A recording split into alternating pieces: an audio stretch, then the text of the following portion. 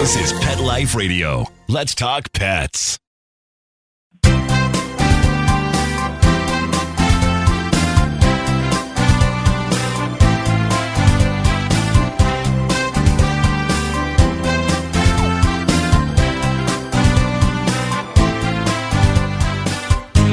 And good morning to everybody out there. And how you doing on this great morning? It might be afternoon for you, depending on where you are. You are here live with Dr. Jeff, where we're out here in Southern California, in Los Angeles, at 9 a.m.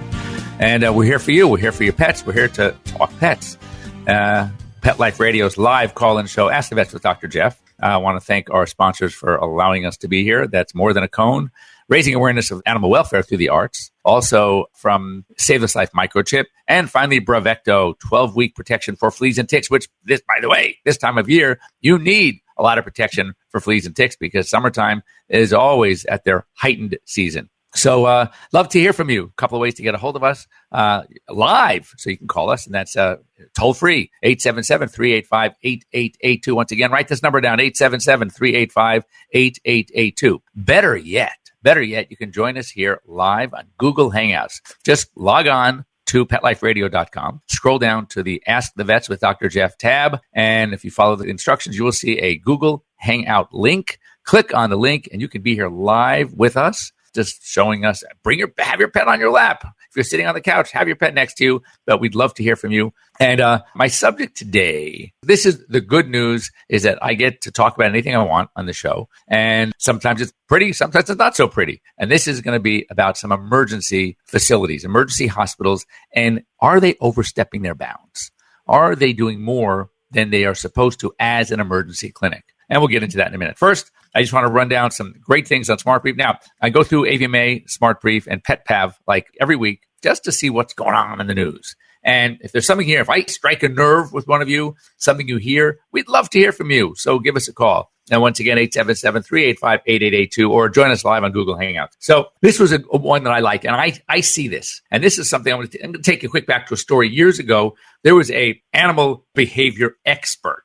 And I'm putting this in quotes there because that really bothers me. When these behaviorists that have no training are out there and they are making decisions. So this guy wants to adopt a Dalmatian, and he goes to a shelter and adopts a really sweet Dalmatian, but he takes it because he hears stories, and some of them are true. Dalmatians sometimes can be a little tough. And just think about it. Any dog who's willing to ride on a fire truck with all the sirens is not all there. But anyway, he takes it to this behaviorist and does a few tests and says, no, this dog is going to bite. This dog is nasty. You need to put it to sleep. Whoa. So meanwhile, as he's telling me the story, I'm literally being licked in the face. So, one of the tests they do for aggression is they're supposed to roll the dogs over and see do they tolerate this or not. Are they okay with being put on their back? Because it puts them in a position of submission. And if a dog really wants to be dominant, they will fight you like hell and don't want to be on their backs. So apparently there's a right way and a wrong way to do the test. So what the operator does and how the operator runs the test is so important. So sure enough, he throws the dog on the back. Now, I have French bulldogs. I have dogs that are Labrador that are the best dogs ever. Even they don't like to be picking up and thrown on their backs. So this dog fought and tried to snap, and the guy makes his decision. P.S. I told him that's a crock of you-know-what, and kept the dog. Dog turned out to be great. But we learned from this is there's so much about not only the test, what's done, that first of all, the dogs don't read the book. So they don't know how they're supposed to, and I put the how and the supposed to in capital letters, respond to certain behaviors. So this says that when evaluating shelter behavior tests, aggressive tests are not necessarily the final say. One of the things they do is, first of all, when you have a dog in a situation like that, that's in a run, a lot of other barking dogs, they're on a heightened awareness. The test is they put a fake hand in trying to grab the dog's food to test for food aggression and see, does the dog go after the hand? Well, in a situation like that with all these dogs, you betcha. I mean, my Labradoodle starts growling if someone comes near his food, right? So you got to understand that how the test is done, where it's done, what are the circumstances of the test, and is it the behavior something to be trained? The bottom line is some of these shelters are putting dogs to sleep that don't need to be put to sleep, and it's really, really sad. So anyway, keep your ears out when you hear about these aggressive tests. Make your own judgment sometimes, and I think you'd be safer, and there are a lot more dogs that could be saved. This comes out of Vancouver, British Columbia. the Island Vet Hospital, took a dog in, a 14-year-old dog. The doctor's been practicing for close to 40 years. He said he's never seen so many fleas on a dog. This dog basically had 85% of its red blood cells depleted from the fleas. He took the dog in, they bathed, they gave medication to kill the fleas. They had to do a blood transfusion. They counted, you ready for this? Ready for this? Close to 100,000 fleas on this dog. So just so you know, you don't need to have 100,000 fleas to start seeing signs of anemia, especially in little puppies. So when you see little puppies that are coming in, or you have one and it's covered in fleas, just know that yes, fleas can cause anemia. They can be such avid bloodsuckers that they can cause problems. Also, a quick story, which I'm sure all of you know because you're all pet lovers and pet owners out there, or pet parents. Call yourselves what you'd like, but pet parenting is not free. And you have to put money aside. Either you're going to open up a savings account in your pet's name and make a deposit every month religiously in lieu of insurance, or get yourself pet insurance, something. But there are going to be expenses. On average, the ASPCA says that for a small dog, pet parent owners should expect to spend about $1,000 a year on pet food, pet care, et cetera. And for a larger breed, $1,500. So just know that if really it's one of those situations where you just can't get a pet to you're going to need some money set aside. If you can't afford to have a pet, as much as I would love you to say, yes, have a pet, but make sure you can take good care of them as well. Oh, remember, I think it was a week or two ago, I talked about a dog from Washington, D.C. that had rabies, right?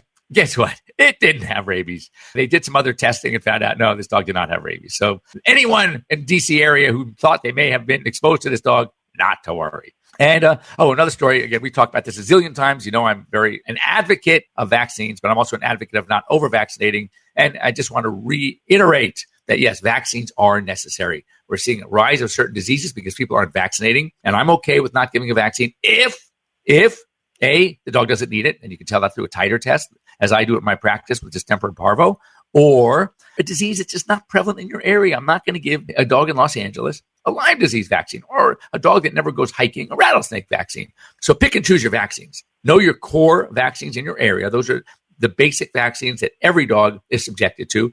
That all the other vaccines, talk to your veterinarian, see what are the likelihood, potentials of having or getting this disease, and make your decision that way. By the way, speaking of vaccines, a case of panleukopenia in a little kitten in Massachusetts. We don't see panleukopenia very often, and it's highly contagious to other cats through bodily fluids, saliva, grooming each other, etc. So just know, very important to get that FVRCP, that feline vaccine for rhino, calisi, panleukopenia, pneumonitis on your cats. It's very important. This is really cute. I think I may want to save this one, but these are funny state laws that are still on books. For example, that animals can't mate within 500 feet of a tavern, a school, or a church. Go ahead and try to stop them. In California, you can't feed wild animals. That includes birds and squirrels, right? Because they're feared that they're going to keep coming back, which they may. Oh, yeah, it's also illegal in California to possess bird feathers. So any of you artists out there that like writing with a quill, like a real feather quill, be careful. They could fine you up to $10,000. Also, as we know in California, no ferrets, because they may destroy the environment, and they also outcompete or eat some other species that are indigenous to California, and like prairie dogs, fish, and birds. So you have a ferret in California. It used to be we would be fine. Veterinarians treating ferrets would be fine. Now they kind of changed it. No, we're allowed to treat them because that's our job. We take an oath that we have to help animals, but the owner can be fined up to $1,000. And also in California, one last thing. Now, don't do this, folks. Don't shoot an animal from a moving vehicle, because if you do, besides you have to be examined, because why would you shoot an animal? But anyway, no, from a moving vehicle, that's where the fine comes in. It doesn't say you can't shoot an animal, but from a moving vehicle. These are still on the books. It's crazy. And just so you know, before we soon to take a break, but in Illinois, just so you know, you cannot legally serve whiskey to a dog. So any of you who are thinking of having your dogs drink your top shelf single malt, you may not do that if you live in Illinois. And don't give a lighted cigar, all right? Or take the dog to an opera. So those are things you can't do in Illinois. Don't give your dog cigars or drink whiskey with them, and you cannot go to the opera. So isn't that funny that some of these things are still in Tennessee? You can catch a fish by a rod and a reel and all that stuff, but you can't catch a fish by spearing it or wrestling it. So no more wrestling those fish. And one more thing you can't do in Tennessee is you can't use mind control. to catch a fish. Now, so I don't know, whoever is talented enough to do that, just know if you do it in Tennessee, you could be fined. Here's a really good one. In West Virginia, it's okay to eat your roadkill. So for those of you who are driving along the highway in West Virginia and see that splattered animal, you can stop, pick it up, and eat it. Why you'd want to, that's a different story, but you can. And in Virginia, you cannot hunt on Sundays. No hunting on Sundays. For those of you who want to hunt, you can't hunt on Sundays. You should not hunt Monday, Tuesday, Wednesday, Thursday, Friday, or Saturday anyway, but no hunting on Sundays, except for raccoons. Raccoons, you can hunt any day of the week. And I'll give you one last one because this is funny. In Alaska, you cannot take a moose on a plane and push it out during flight. Now, I'm sure some of you may know, first of all, how are you going to get a moose on a plane? First of all, by their sheer size, by the fact that they are very aggressive. You don't want to mess with a moose. And so to destroy it, I guess you cannot. You can do many things if you want to in Alaska, but you can't take it on a plane and push it out of the plane in flight. So keep that in mind, ladies and gentlemen, as we go into our break. When we come back, I want to hear from you. If any of these strike a nerve, all right, or if you heard of any other kind of weird state laws about animals, I would love to hear them because I think this is actually rather comical. And not only that, I don't know how often some of the state legislatures meet and they go through these laws again and again, but these are laws that are still on the books. So that's pretty insane. So anyway, don't go away. We're halfway through the show. When we come back, we're going to talk about emergencies. I want to hear about some of your emergencies. I'm going to share a story with you that just happened to me the other night as my emergency call came in from a client at 3 a.m. And I have to tell you, I was shocked. And this is going on. Trust me, this is going on in your communities with your emergency centers. And I'm not going to say all, but I'm going to say the majority. I'm going to actually stand on my soapbox right here and say the majority of emergency centers are doing this. And I think you need to know about it. Don't go away, but right back after these short words. We'll be right back, right after these messages. Stay tuned. You know that feeling when you go to clean the litter box and it's a complete disaster? Yeah, we've got you covered. Introducing World's Best Cat Litter Zero Mess, the advanced litter that gives you 2 times better clumping and more odor control with less litter. Zero Mess combines the concentrated power of corn with super absorbent plant fibers. Translation, scoop once and you're done. Find it at a pet store near you and save $2. Visit www.saveonworldsbest.com. As a dog, I know a lot about fleas and ticks, so trust me when I say no other tasty chew protects dogs as long as Bravecto. One Bravecto chew keeps fleas and ticks away for up to 12 weeks. Be a good human and ask your vet about Bravecto. Bravecto may cause vomiting. Retrievers, Labradors, Goldens are the main breeds that come through our door, but we'll train anything with 4 legs and a tail. My husband and I own a kennel. We train hunting dogs and also have a boarding and grooming business. Our dogs, they're athletes, and we feed a very quality food. You can't get enzymes in a commercial dog food because they cook it at such a high heat that so much important nutrition is just cooked right out of it. But adding Dynovite to their diet has every single dog in my kennel looking better than they have ever looked. DINOVITE.com. 859-428-1000. The omega-3 fatty acids. Flaxseed, zinc, alfalfa. The digestive enzymes that are cooked out of regular dog food. Dynovite is nutrition. If you want the dog to be healthy, you got to feed it something healthy. DINOVITE. Dynovite's the bomb. 859-428-1000. 859-428-1000. Dynovite for life. DINOVITE.com. Let's talk pets Let's talk pets on Pet Life Radio. Pet Life Radio. PetLifeRadio.com.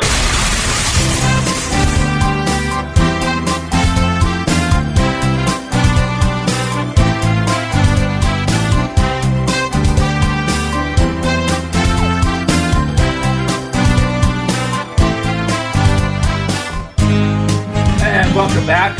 You're here live with Dr. Jeff. I just want to go ahead and quickly undo my phone here as it's sort of being a bother. Anyway, here's the situation. Here's the scenario. And mind you, as some of you know, I do a lot of lecturing to veterinarians. And this is one of those things that has bothered me for years. And I'll give you some basic details. First of all, emergencies. Many, many practices. I would maybe venture to say most. Small, general, small animal practices recordings in the evening after they close, basically saying, hi, thanks for calling XYZ Animal Hospital. Our office is now closed. If you have an emergency, please take your pet to or call this following number, basically the emergency center or centers we use, etc. And that's pretty normal. I never liked that. First of all, I've never trusted them. And I'm talking, I'm 34th year into my practice. And so I have one of the dinosaurs, literally, that I take my phone calls. I used to walk around with a pager. In fact, sometimes I still do. And people make fun of it. Of course, I have my phone and I take calls at all hours of the night, 24/7, 365 days a year. And that's just me. And the reason is that 80% of emergencies aren't. And I get nervous because, interestingly, a lot of emergency facilities are actually, the night shifts at emergency facilities are not always manned by board-certified emergency medicine critical care physicians, all right? There is actually a board certification in emergency medicine and critical care, and they're manned by young students, young graduates who literally graduated in May or June the year prior to the time they're sitting in that clinic. And quite frankly, working with young veterinarians, which I love to do and I love to mentor, I just don't trust them because they are so afraid that they are going to make a mistake. They test, they overtreat because heaven forbid they should actually get a good history and do a good physical. And by doing so, you can rule out half to 3/4 of the possibilities right off the bat. Anyway, so not only that, to me, it's goodwill. I mean, my clients really know that they can get a hold of me anytime. So I certainly get a frantic call a couple of nights ago, early morning, at 3 a.m. And my client is in tears because her cat, which is a diabetic cat, had a seizure and she rushed him to one of the emergency facilities in our area. It's called Access. I am not a huge fan. And I'll tell you what, first of all, this is not the first time I've had issues with this particular emergency facility. By the way, they do have some board certified clinicians on staff. I don't think in the middle of the night, but they do have them on staff. And what's happening to a lot of emergency clinics, it's no longer just emergency clinics. They are emergency and critical care facilities or specialty clinics. So in the clinic, they just don't. So they're open 24/7 now.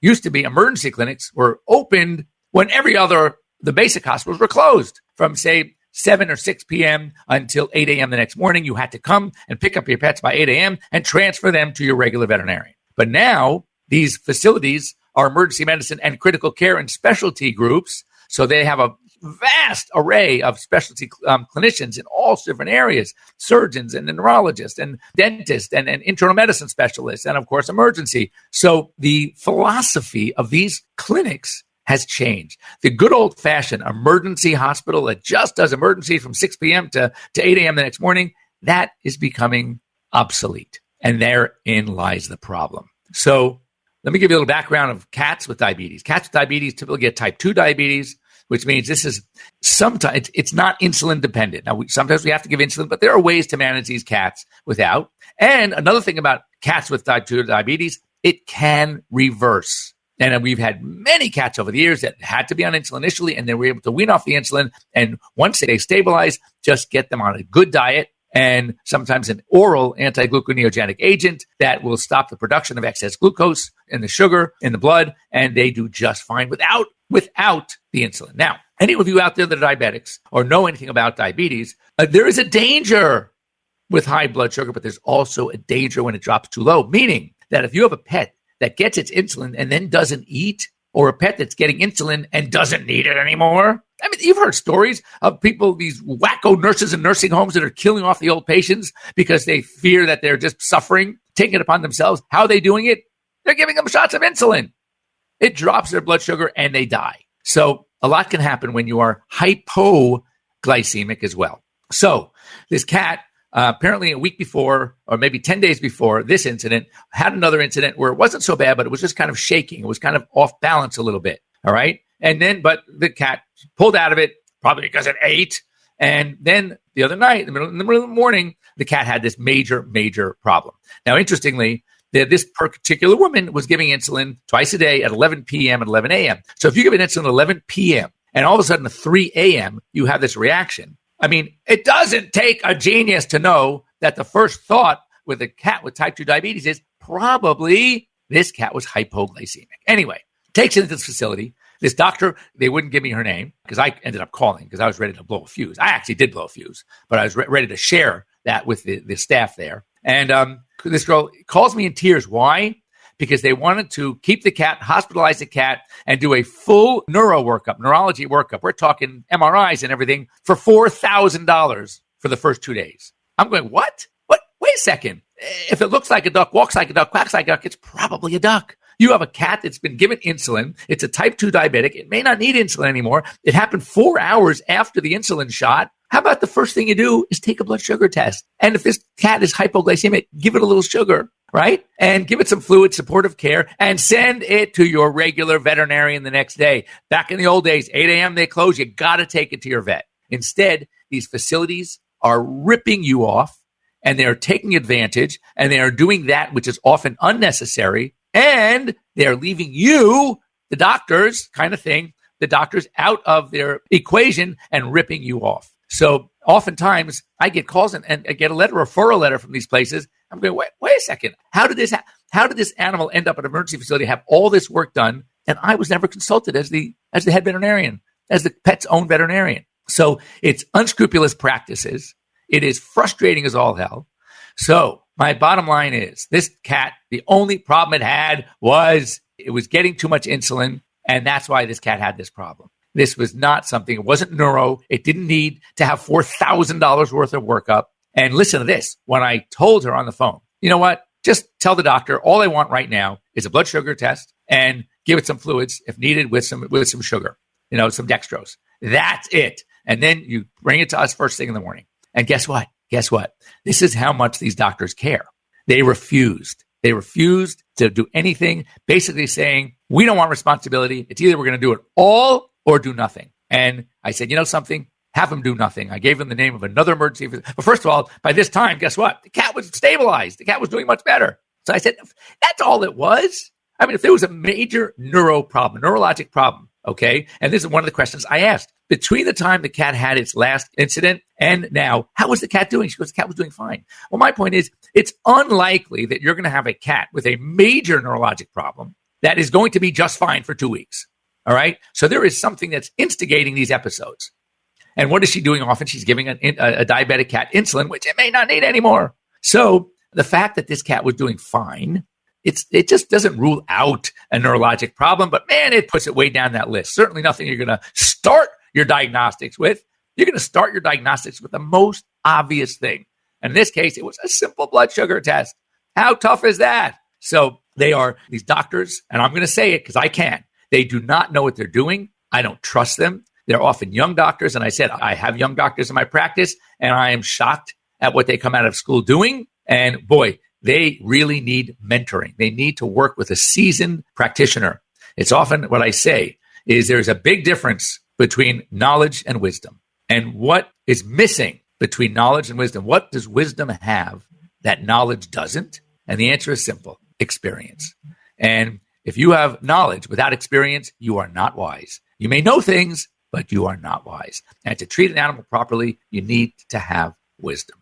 Anyway, be careful out there. Talk to your veterinarians. I always advocate for veterinarians, at least take calls up to midnight. Take a pager, change your message, say, look, if you have an emergency, call this number, and give your phone away just till midnight. Why? Because 80% of emergencies usually happen before midnight. So at least you'll save those people. Talk to them. People just want to get on the phone, talk to a live person, tell them what's going on, find out, is this really an emergency or not? Can it wait till the morning? Is there anything I can do in the meantime until morning? And there are tons of suggestions that can be given that can save you from having to go to these places and get ripped off. And I challenge any emergency room doc owner out there who hears this and doesn't like it. They can call me directly. They can easily get a hold of me. That's drjeff@petliferadio.com. And I would love to talk to them. Anyway, thanks for joining me. Thanks for listening to my rants and my raves. I'm trying to help you out there. I'm trying to help your pets. I'm trying to save you money.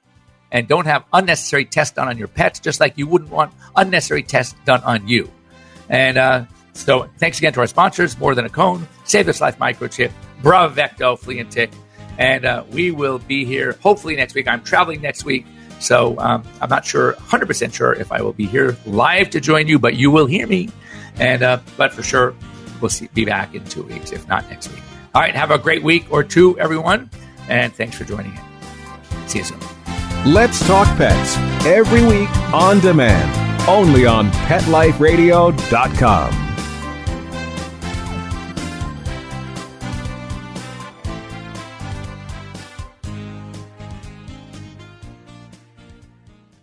The views and opinions expressed on this program are those of the hosts and guests and are not necessarily those of this station, its management, or other hosts or advertisers on the Pet Life Radio Network.